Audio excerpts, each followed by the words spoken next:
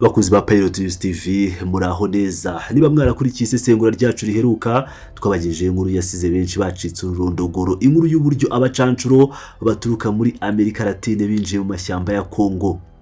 Ariko se mwibwiye ko ari aho byagarukiye? Oya rwose, inkuru iri inyuma y'irikinamico rya gisirikare irakura, iri kuba kandi iteye ubwoba kurusha uko twabitekerezaga. Uyu munsi tugiye kwinjira mu mizi y'ibanga, tugiye kureba uburyo igihugu cya Leta Zunze Ubumwe z'Abarabu kiri gusuka akayabo k'amafaranga mu bakozi b'umutekano bigenga cyangwa se private military contractors.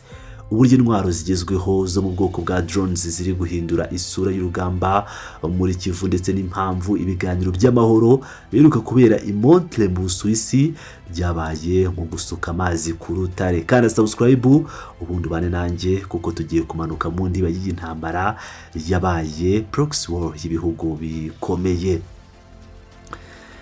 Reka dufate umwanya dusobanure neza ikintu kimwe abantu benshi birengagiza. Intambara ntabwo ikiri ya FARDC na M23 gusa cyangwa za Wazalendo na FDLR. Isosiyete yitwa Global Security Services Group cyangwa GSSG ifite icyicaro muri Leta Zunze Ubumwe z'Abarabu, niyo moteri iri inyuma y'uko kuzana abarwanyi bavuye muri Amerika Latine.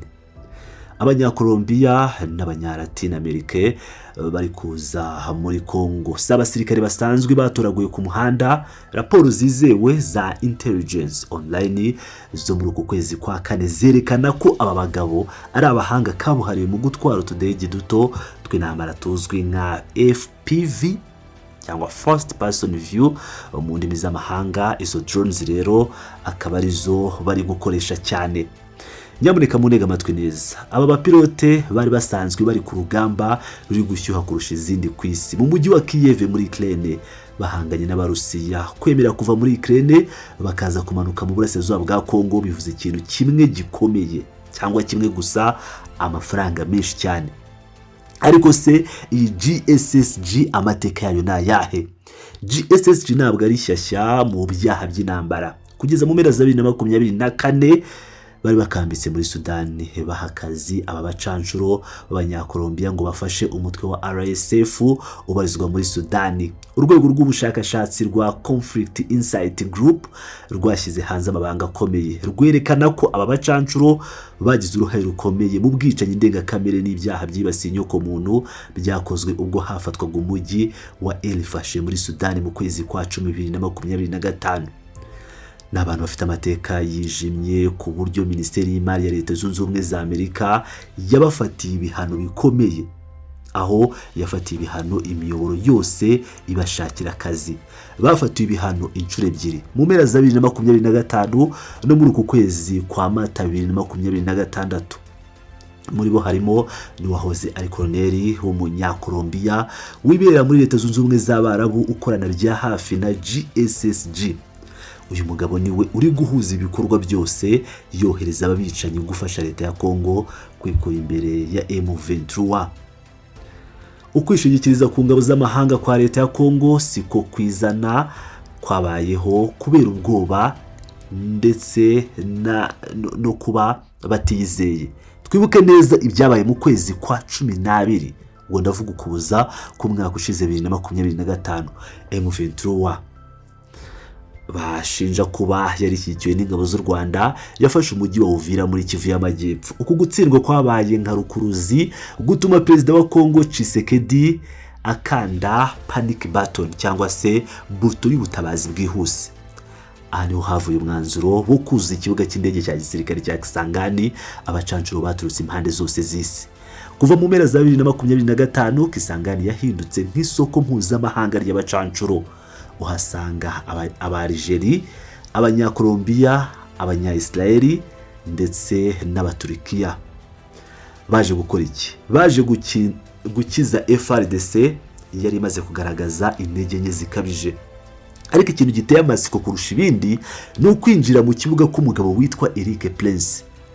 Kubatamuzi, Eric Prince ni umunyamerika kabuhariwe mu gushinga amasosiyete y'abacanshuro PMCZ, akaba anazwi nk'umujyanama utari uwa leta wa Donald Trump. Sosiyete ye isigaye ikorera muri Leta Zunze Ubumwe z'Abarabu. yohereje abasirikare bayo muri Kivu y'Amajyepfo kugira ngo bafashe FARDC kwisubiza Uvira. Ibi byabaye nyuma y'uko M23 ihavuye no kuvuye muri uwo mujyi kubera igitutu cya diplomasi cya Leta Zunze Ubumwe za Amerika. Kuva icyo gihe aba bacanshuro ba Eric Prince bagumye muri Kivu batoza kandi bafashe inyamaswa zishyigikiye leta n'ingabo za FARDC guhangana n'ihuriro rya M23. Ibi bitwereka ko isura y'iyi ntambara yamaze kurenga imipaka ya Afurika y'Iburasirazuba. Reka tuve ku butaka tuzamuke mu kirere kuko aha niho intambara nyayo iri kubera ubu. Iyi ntabwo ikiri intambara ya AK-47 n'amabomba asanzwe, iyi ni intambara y'ikoranabuhanga. Abacanshuro b'Abanyakolombiya binjiye mu buryo bweruye mu bikorwa byo kurasa bakoresheje drones muri Kivu y'Amajyaruguru n'iy'Amajyepfo. Kuva mu ntangiriro za 2026 twabonye izamuka rikabije ry'ibitero bya one way attack drones cyangwa se za drones zo kwiyahura. Izi ndege ntoya zagabye ibitero ku barwanyi n'imitwe yiyunze na M23 mu misozi miremire ya Minembwe. Mu birometero nka 50 uvuye muri Uvira, Lawrence Kanyuka umuvugizi wa M23 aherutse gutangaza inshuro 3 zikurikirana ko mu mpera za Mata leta yakoresheje FPV drones zakorewe mu Bushinwa igamije kubangamira ibirindiro byabo. Ntabwo ari byo gusa, Kanyuka yashyize hanze amakuru avuga ko CONGO iri gukoresha drones nini zo mu bwoko bwa CH4, ni drones zakorewe mu Bushinwa. Izi ni drones zishobora kumara amasaha menshi mu kirere zikora ubutasi mbere yo kurasa ibisasu biremereye, kandi bizeza ko zitwarwa n'abacanshuro bari Kisangani. Bakaba barashinje FARDC kandi gukoresha indege z'intambara zo mu bwoko bwa L-39 zakorewe muri Czechoslovakia kurasa Iminembwe hagati mu kwezi kwa kane. Twabibutsa ko izi ndege za L-39 zitabwaho zikanatwarwa n'abacanshuro b'Abanyarigeri bari Kisangani. Ubu ni ubushobozi buhambaye leta ya CONGO iri kugerageza gukoresha. M23 yo yicaye igandaye irebera gusa ukiraswa. Ntabwo ariko bimeze. M23 nayo yafunguye page nshya y'intwaro zo mu kirere. Mu kwezi kwa gatatu k'uyu mwaka wa 2026 bakoze amateka mashya. Bagaba ibitero byabo bya mbere bakoresheje drones ku birindiro bya FARDC na Wazalendo mu misozi ya Kivu y'Amajyepfo. Imbuga za leta n'abavugizi ba FARDC bakomeje kuvuza induru guhera hagati mu kwezi kwa kane bavuga ko M23 n'ingabo z'u Rwanda RDF barimo gukoresha utudege tw'intambara twa TB2 twakorewe muri Turukiya. Bavuga ko twinjira mu kirere cya CONGO duturutse mu Rwanda. Ikindi kandi FARDC yigambye ko yahanuye drones ebyiri za M23 hafi ya Minembwe mu mpera za Mata. Utudege turavugwa ko ari ubwoko bwa Yiha 3 twakorewe muri Turukiya. M23 ikaba yaranadukoresheje ishyigitutu kuri Kisangani mu ntangiriro z'uyu mwaka.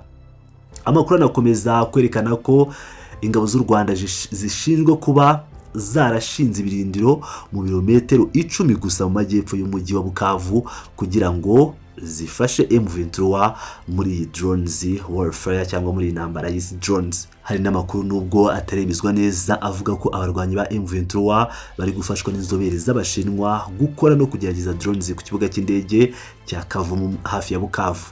Ikinyamakuru Le Monde cyo mu Bufaransa cyo cyabivuze kera muri Gashyantare cyemeza ko hari abatoza b'abanyamahanga mu kigo gikuru cya M23 n'Igoma bafasha mu gukoresha izi ntwaro. Lawrence Kanyuka nawe ntiyigeze abihakana kuko yabiciyemo amarenga avuga ko M23 ifite uburenganzira bwo gukoresha abacanshuro na drones nk'uko urundi ruhande rubikora. Mu gihe izi ntwaro utudege twa drones n'abacanshuro abanyamahanga bakomeje kwisuka muri CONGO nk'amazi, ikibabaje nuko ibi byose biri gukorwa inyuma y'icyitwazo cy'ibiganiro by'amahoro. Buriya buryo Leta Zunze Ubumwe za Amerika n'amahanga bagerageza gushyigikira inzira ya politike buri gusenyerwa n'uru ruvange rw'intwaro rwa buri ruhande. Reka dusubize amaso inyuma gato ku masezerano yo mu kwezi kwa 11 2025 yunganirwaga na leta ya Qatar. Yari afite inkingi 8 agatanga icyizere cy'agahenge, ariko se byagenze bite? byabaye amagambo gusa. M23 yavuye muri Uvira ariko umutekano wakomeje kudogera kugeza amaginga ya. Ukutizerana gukabije kwarabaye, buri wese aritegura ku buryo bukomeye cyane, aho yitegura gukoresha imbaraga za gisirikare kurusha gutegereza ko impapuro basinye zikora.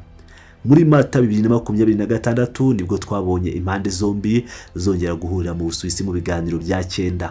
Ibiganiro bikomeye byabereye i Montreux ni Geneve, aho byari byitezwe ko hagomba kubaho impinduka. Basinye amasezerano ya tekinike ashyiraho uburyo bwo guhana imfungwa nk'intambwe ya mbere n'iya kabiri, ariko amakuru ava i Geneve yerekana ko leta ya Congo iri gutinza nkana iki gikorwa. Ukutumvikana kuri byinshi kwatumye batabasha kwemeranya ku nkingi ya gatatu, bigatuma ibiganiro byongera kugwa mu mage. Buri ruhande rushinja urundi kurenga ku masezerano yo guhagarika imirwano. Muri make nshuti bakunzi bacu, uko tuyibona Congo ihindutse isibaniro rikomeye, mu gihe abanyapolitike bicaye mu byumba bikonje i Geneve ni Montreux mu Busuwisi bigira nk'abashaka amahoro. Ikibuga Iminembwe ni Bukavu cyuzuyemo abacanshuro b'Abarabu n'Abalatine Amerika barwanira inyungu zabo bwite n'amabuye y'agaciro nka coltan na cobalt bakoresheje ikoranabuhanga rihanitse rya za drones. Ese mwe murabona bizagenda bite uku kwivanga kwa leta zunze ubumwe z'Abarabu, Turukiya n'Abashinwa mu ntambara ihuza M23 na FARDC? Murabona bizagarukira he? Ndashaka kumva ibitekerezo byanyu hasi hano muri comment section down below, ubundi dukomeze twibanire 5 kuri 5. Ndagukunda cyane, niba utarakara subscribe kandi hano kuri Pilot News TV, kuko tugerageza kubashakira amakuru n'ubusesenguzi mutasanga handi. Ndabakunda cyane.